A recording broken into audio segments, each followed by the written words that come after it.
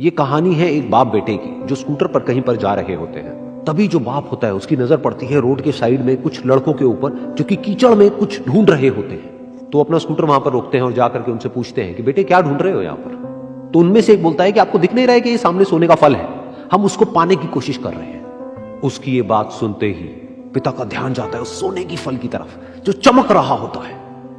फिर उनके माइंड में कुछ इमेजिनेशंस बनने लग जाती हैं कि काश ये जो फल है ये मेरे बेटे के पास में आ जाए तो ना सिर्फ उसकी बल्कि मेरी भी जिंदगी बदल जाएगी। तो बिना सोचे समझे अपने बेटे को धक्का मार देते हैं उस कीचड़ में और बोलते हैं कि तुझे किसी भी कीमत पर वो फल लेकर के आना है। लेकिन बेटे को वो फल नहीं चाहिए होता है, उसके अपने कुछ और ही सपने होते हैं। वो बहुत कोशिश करता है अपने पिता को ये समझाने की कि मेरी खुशी इस फल में नहीं है, मेरी खुशी कहीं और है, मेरे सपने कुछ और है। लेकिन उसके पिता उसकी एक नहीं सुनते हैं। वो उसको धक्का मारते हैं उस कीचड़ में और बोलते हैं कि मैं तुझसे पूछ नहीं रहा हूं, तुझे बता रहा हूं कि तुझे वो लेकर के आना है। तो वो बेटा भी अपने बाप के सपने को सच करने के लिए अपनी पूरी जान लगा देता है और पूरी कोशिश करता है कि किसी तरीके से उस सोने का फल उसके हाथ में आ जाए।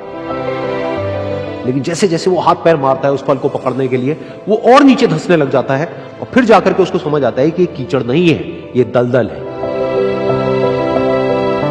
वो चीखता है, चिल्लाता है, अपने पिता को आवाज लगाता है, लेकिन उसके पिता उसकी एक नहीं सुनते। बोलते हैं कि बहाने मत बना, और भी लोग हैं वहां पर जो कर रहे हैं, तो जब वो कर सकते हैं तो तू क्यों नहीं कर सकता। तो एक बार वो फिर से कोशिश करता है और अपनी पूरी जान लगा देता है, लेकिन उसके बाद भी उसके हाथ में कुछ नहीं आता है और वो धीरे धीरे नीचे धंसता चला जाता है और मर जाता है। तब जाकर के उसके पिता को एहसास होता है कि उससे कितनी बड़ी गलती हो गई।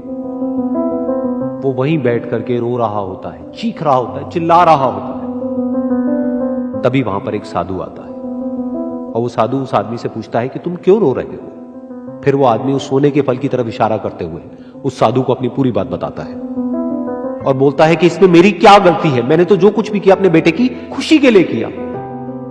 तो वो साधु उस फल को ध्यान से देखता है और उस आदमी को कहता है जिस सोने के फल की वजह से तुमने अपने बेटे को गवा दिया, कम से कम एक बार ध्यान से उसकी तरफ देखा तो होता कि वहां पर कोई फल है भी या नहीं। ये सुन करके उस आदमी को गुस्सा आया और उसने कहा कि सामने तो दिख रहा है फल, आपको नहीं दिख रहा क्या।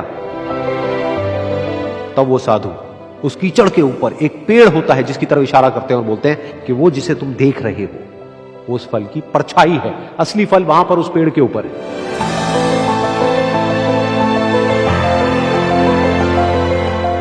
फिर वो साधु उस आदमी को बोला कि अपने बेटे को जबरदस्ती धक्का देने की बजाय और उसको बताने की बजाय कि तेरी खुशी किसमें है, अगर तुमने उससे पूछा होता कि बेटा तू बता तू क्या करना चाहता है और तेरी खुशी किसमें है, तो ना सिर्फ तुम्हारा बेटा जिंदा होता बल्कि हो सकता है कि उसके हाथ में वो असली सोने का फल भी होता।